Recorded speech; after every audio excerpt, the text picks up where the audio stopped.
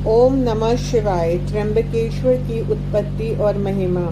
सूत जी बोले, हे ऋषियों, इस प्रकार गौतम ऋषि तथा उनकी पत्नी अहिल्या ने मिलकर शिवाराधन किया।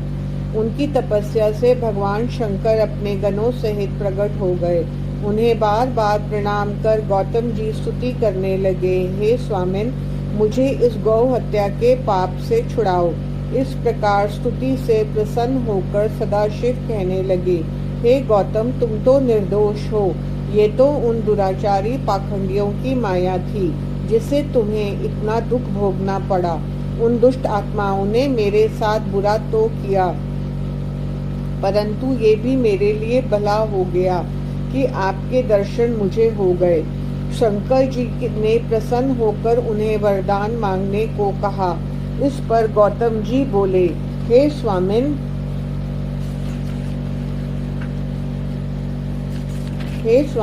आप पतित पावनी गंगा जी को यहाँ प्रकट कीजिए, जिससे अन्य प्राणियों का भी कल्याण हो सके।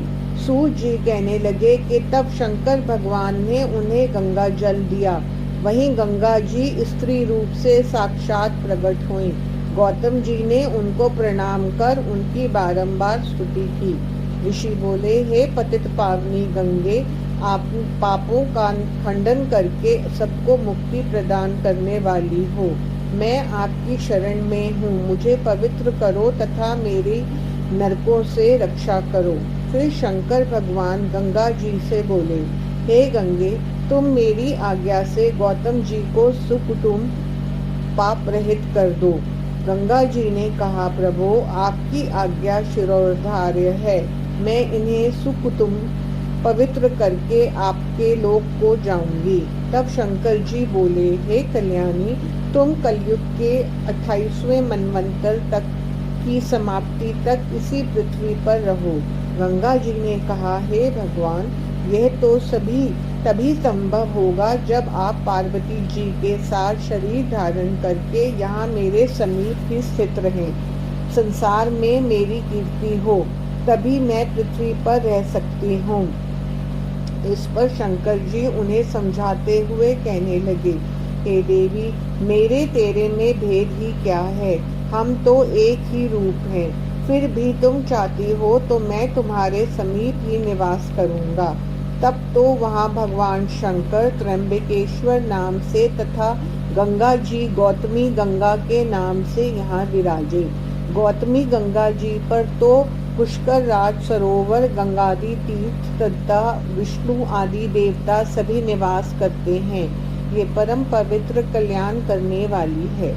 सूत जी बोले, हे मुनीश्वरों, जब गौतम महर्षि ने श्री गंगा जी को जल रूप से दर्शन देने को कहा तो ब्रह्मगिरी पर गुलर की शाखा निकलकर जल रूप से में बहने लगी। इस प्रकार दर्शन करके महर्षि ने शिष्यों के साथ स्नान किया।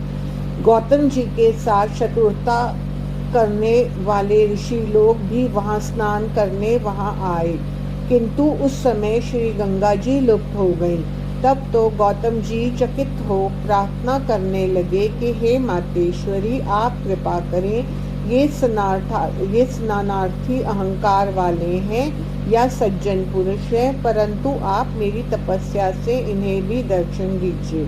गौतम जी की प्रार्थना सुनकर आकाशवाणी हुई कि हे मुनि, ये लोग दूसरे के उपकार को मिटाने वाले दुराचारी पुरुष हैं।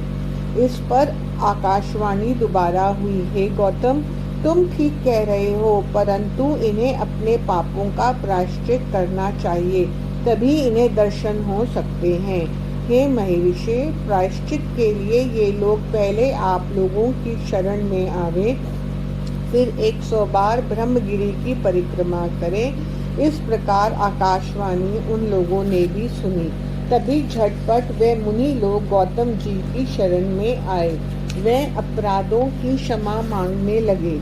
गौतम ऋषि की आज्ञा से उन सब ने ब्रह्मगिरी की परिक्रमा की। तब जाकर उन्हें गंगा जी के दर्शन हुए। उस स्थान का नाम तभी से कुशाग्र प्रसिद्ध हुआ। इस पर शौनकादि ऋषि सूत जी से बोले, हे सूत जी, हमने सुना है कि ऋषियों को गौतम जी ने शाप दे दिया था। इसमें सही क्या है, सो हमें सुनाइए। सूत जी बोले, हे ऋषियों, जब बनावटी गाय की हत्या हो गई तब सभी जगह इन मुनियों ने प्रसिद्ध कर दी कि गौतम ने गौ हत्या की है। शिव भक्त गौतम जी ने कहा, ये तो बनावटी गऊ है। तब वह क्रोध करके शाप देने लगे, हे नीच ब्राह्मणों, तुम्हें मैं शाप देता हूँ।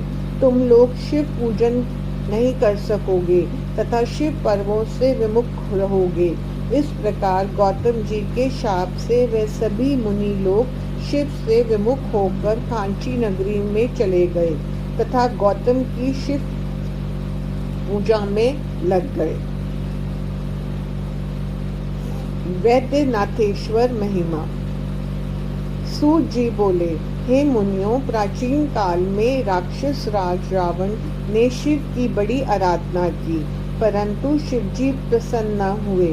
फिर उसने एक गड्ढा खोदकर उसमें अग्नि स्थापित करके उसके समीप शिवजी की स्थापना की तथा पंच अग्नि तप कर गर्मियों में तप किया। वर्षा को सहा तथा शीत की भी परवाह न करके घोर तपस्या की, परंतु सफलता न मिली। फिर वह अग्नि में अपने मस्तक काट काट कर चढ़ाने लगा। फिर अंत में वह अपना 10वां मस्तक काट कर चढ़ाने को हुआ कि तभी शंकर भगवान प्रसन्न हो गए, उसे यथोचित वरदान दिया, उसके मस्तक भी ज्यों के त्यों कर दिए, उसे पराक्रम भी प्रदान किया। तब शंकर जी को जानकर रावण ने नम्रता से प्रार्थना की, हे नाथ, आप मुझ पर प्रसन्न हो तो मेरे साथ लंका में पधारें और मुझे कृतार्थ करें। शिवजी बोले, हे लंकेश्वर, तुम मेरे ज्योतिर्लिंग को अपने साथ ले जाओ, किंतु मार्ग में कहीं रखना नहीं तो यह वहीं स्थित हो जाएगा। रावण बड़ी खुशी से उसे ले जाने लगा। तब चलते चलते लघु शंका लगी। उसने अब उस शिवलिंग को एक ग्वालिये को थमा दिया। ग्वालिये ने उसे कुछ देर तक तो साधा, परंतु अधिक भारी होने के कारण वह संभाल ना सका। अंत में पृथ्वी पर रख दिया। इसके बाद वह शिवलिंग स्थिर हो गया। फिर रावण शिव स्तुति करके लंका में चला गया। शिव से वरदान पाकर रावण सभी लोगों को जीतने की इच्छा करने लगा तथा देवताओं की ओर से नारद जी ने रावण को समझाया कि तुम शिवजी की बातों में क्यों आ गए हो, उनकी कोई बात सच्ची नहीं होती। अब तुम सबसे पहले शिवजी पर ही अपने वरदान को आजमा कर देख लो। रावण की बुद्धि में ये बात बैठ गई। उसने अपने बल को आजमाने के लिए 20 भुजाओं से कैलाश को उठा लिया। शंकर जी ने कैलाश को हिलता हुआ देखकर विस्मय से पार्वती जी से पूछा, हे देवी, ये कैलाश हिल क्यों रहा है? इस पर पार्वती जी बोली, देव, आपके शिष्य गुरु की इच्छा सेवा करते हैं अच्छी से आपके शिष्य गुरु की अच्छी सेवा करते हैं। आपका भक्त रावण ही अपने बलशाली होने का आपको फल दिखा रहा है। तब शंकर जी ने रावण से कहा, अरे नीच, इतना अभिमान करना ठीक नहीं है। मेरा पर अपराध करने वाले तेरी इन भुजाओं को काटने वाला कोई बलवान पुरुष जन्म लेने वाला है।